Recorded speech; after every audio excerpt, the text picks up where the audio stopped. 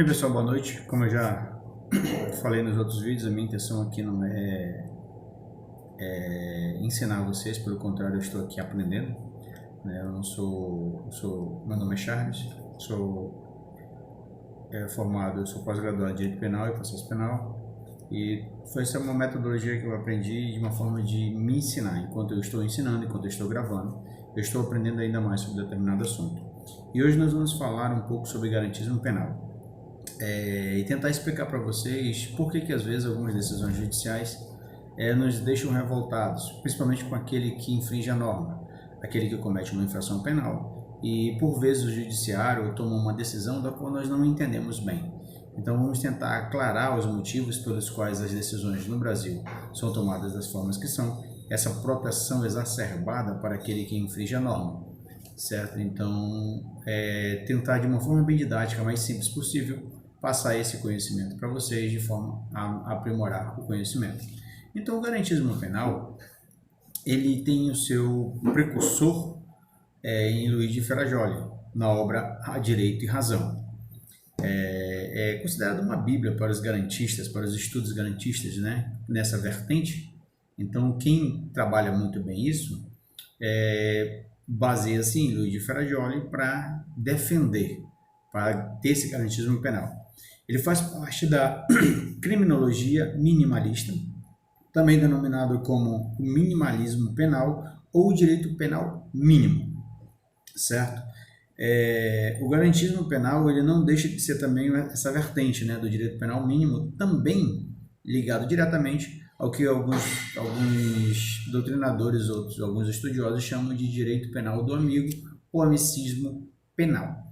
Algo também bem interessante que nos faz entender algumas coisas, né, a partir desse direito penal do inimigo, que nós vemos hoje aquele que tem dinheiro, que tem uma situação mais favorável politicamente, que nós denominamos às vezes amigos do rei, eles conseguem protelar as suas ações durante anos. Vemos isso hoje nos julgados do STF, inclusive hoje nessa decisão se cabe ou não a prisão a partir da segunda instância, tem esse viés de garantismo penal. E isso muito nos preocupa, porque a tendência do Brasil quase não se pune. E quando se pune-se mal. E geralmente quem fica mais preso são aqueles que têm um poder aquisitivo pequeno, que não conseguem pagar advogados, que não conseguem suprir essa ausência, né, dessa deficiência do judiciário, de maneira a trazer aqueles que infringem a norma também um julgamento célere, né? E então, nesse viés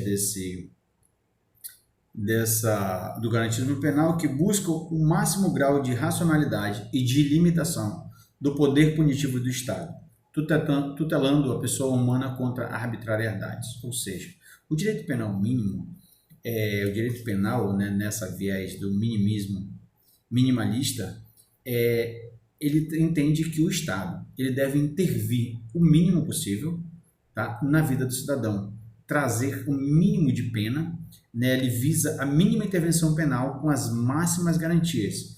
Ele busca uma limitação do poder punitivo do Estado, tutelando a pessoa humana contra arbitrariedades. Ou seja, se o Estado pune, o Estado, para esse garantismo penal de Luiz de Ferrajoli, ele está sendo arbitrário.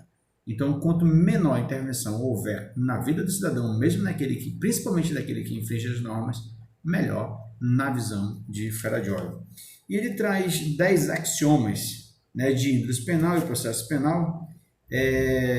São os princípios axiológicos fundamentais que vão fundamentar esse garantismo penal, muito conhecido no meio jurídico, no meio de estudantes, de acadêmicos. Porém, como são 10, é um pouco difícil da gente decorar tudo, né? É necessário você passar horas e horas estudando, que é o nulla poena sine crimine, que é também o princípio da retributividade ou consequência da pena em relação ao delito. Tem o nullo crime sine lege, que é o princípio da reserva legal. Tem o nulla lex poenale sine necessitate, princípio da necessidade ou economia do direito penal. A nulla necessitas sine injuria, que é o princípio da lesividade, Princípio da lesividade, vamos abrir um parênteses, princípio esse que não é reconhecido pelo STF. Tá? Deixa-se bem claro, o STF ele não reconhece esse princípio, apesar de ser amplamente divulgado, mas o STF ele não reconhece esse princípio da lesividade, correto? E temos também a nulla injuria sine actione, que é o princípio da materialidade ou exteriorização da ação. O sine actio sine culpa, que é o princípio da culpabilidade, o princípio da nulla culpa sine judicio, o princípio da jurisdicionalidade, o nullo judicio sine accusatione, o princípio da acusatório ou da separação entre juiz e acusação.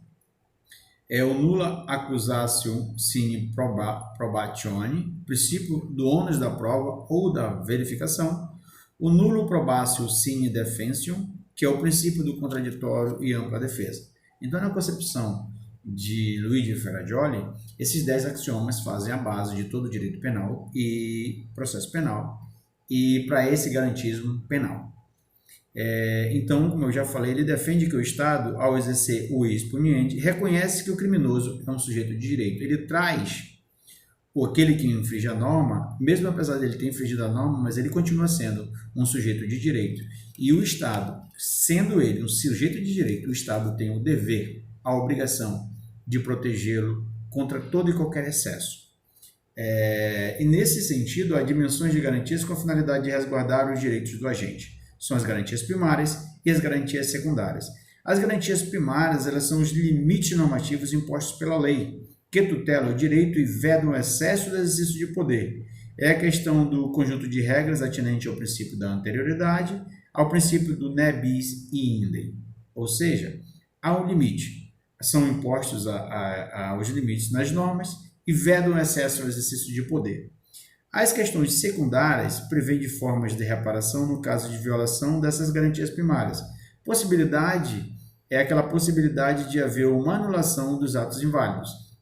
Então, isso são garantias secundárias, ou seja, se há algum ato inválido, né, essa garantia secundária é que esse ato pode ser anulado, tá? Até aí tudo bem, a gente concorda, porque se há alguma ilegalidade, se há algum vício, dependendo da situação, ele deve de fato ser invalidado. Nesse sentido também do garantismo penal, ele se divide a duas classificações, subclassificações também, que é o garantismo penal negativo e o garantismo penal positivo, certo?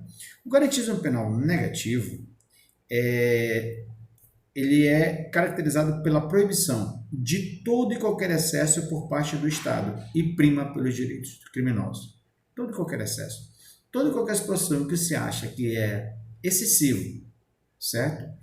De punição até do criminoso, há essa proibição.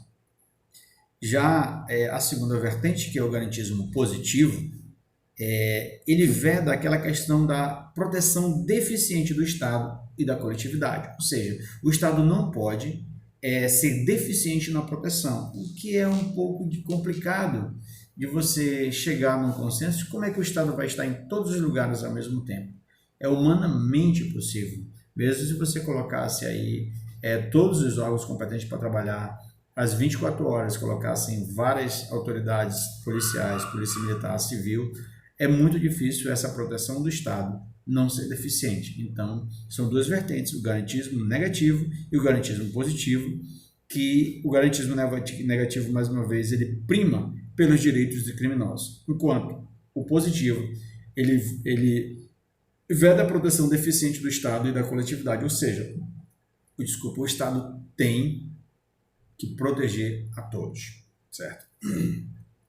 O ideal na visão do autor do livro é que deve haver uma proporcionalidade, né? O chamado caráter dúplice do princípio da proporcionalidade.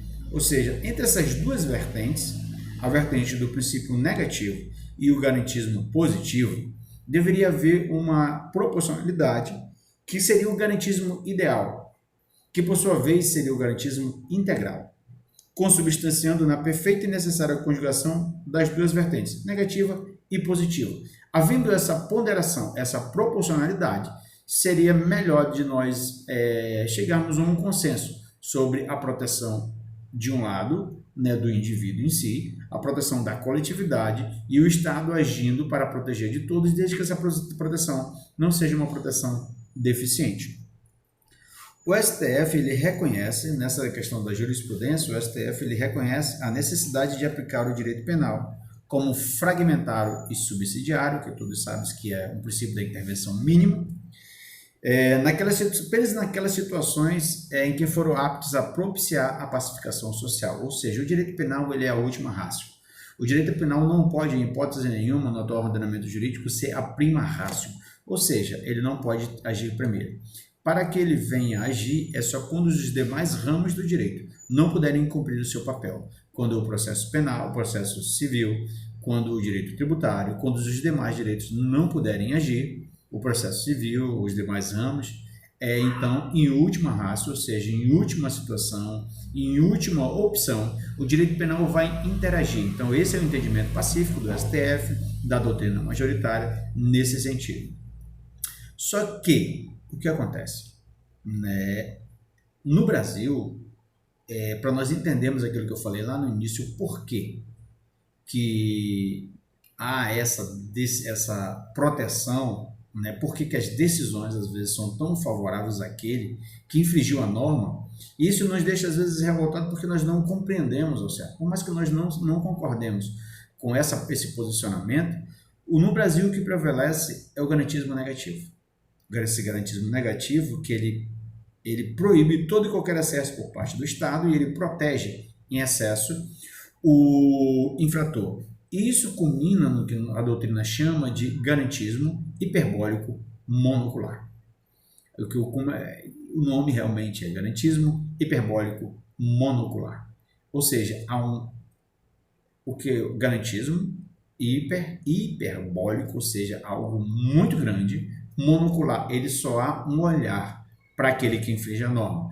Na maioria das vezes, o direito penal, o garantismo penal nessa vertente, ele não olha para a vítima, ele não olha para aquele que está cumprindo as normas, o olhar, a proteção dele, o excesso de proteção é em cima daquele que infringiu a norma. Então, daí o motivo de, às vezes, algumas decisões serem tomadas e nós não compreendemos. As pessoas de senso comum não compreendem o motivo, mas é porque o que prevalece no Brasil é esse garantismo negativo, tá? Que culmina nesse, mais uma vez, chamado de garantismo hiperbólico monocular, onde há um excesso, há um exagero de proteção àquele que infringiu as normas, trazendo com isso uma certa insatisfação com as decisões judiciárias a respeito desse posicionamento. Porque eu acho que o certo conforme já falei anteriormente, seria uma ponderação.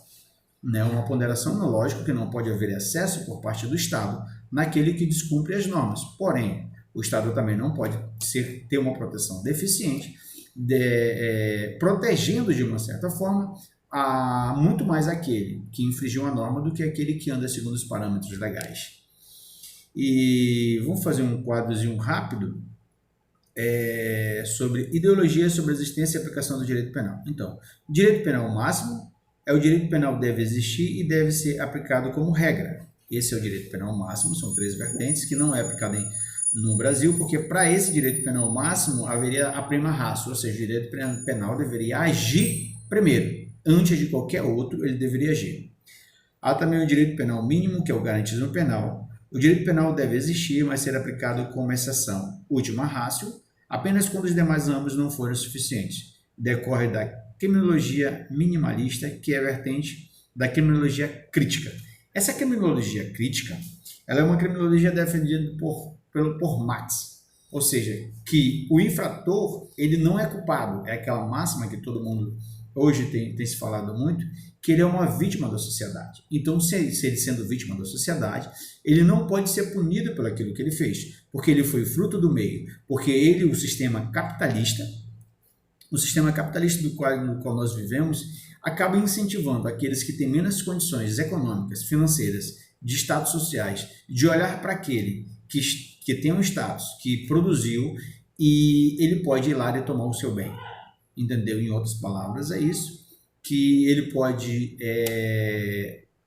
fazer, né, cometeu um delito e ele não pode ser condenado por isso, porque ele é uma vítima dessa sociedade cruel que criou ele, que incentivou, que o deixou de lado, e ele, com uma forma de revolta, ele se viu sem opções. Então ele teve que infringir uma norma legal, norma essa que na visão deles seria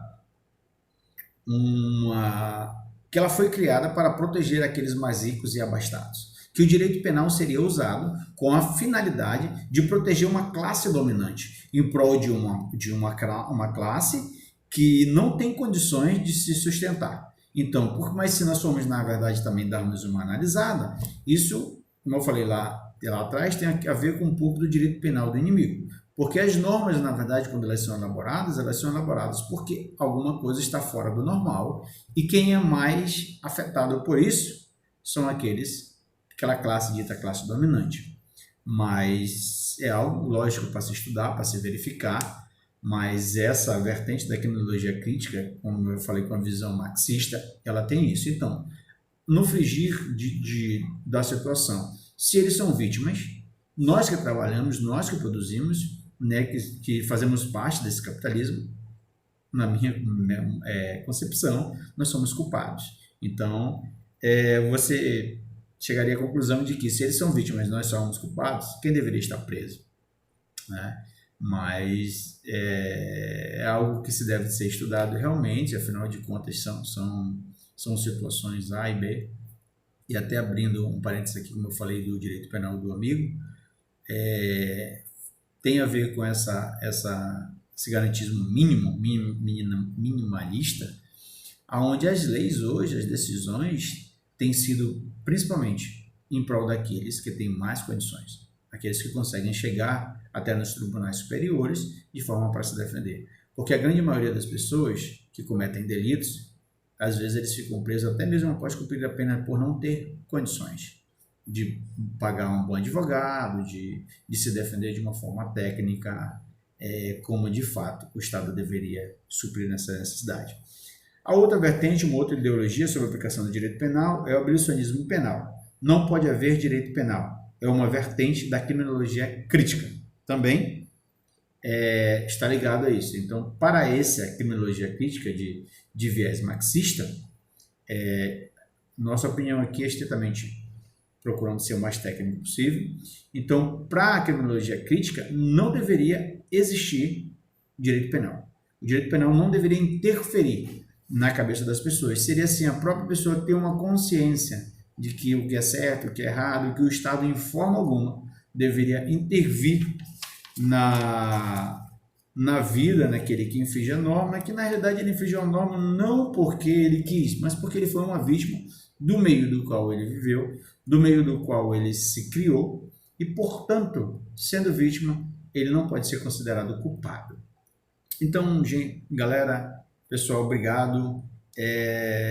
Era isso que eu queria trazer para vocês, um pouco desse garantismo penal, né, que tem sido muito falado e pouca gente consegue entender. Então, é de Luigi Ferrajoli, da obra Direito e Razão, faz parte da criminologia minimalista, visa a intervenção penal, visa a mínima intervenção penal e máximas garantias.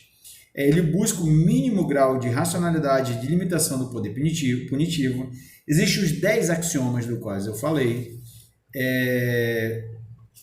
Que mais? Existe o garantismo negativo e o garantismo positivo. O negativo proíbe todo e qualquer excesso por parte do Estado.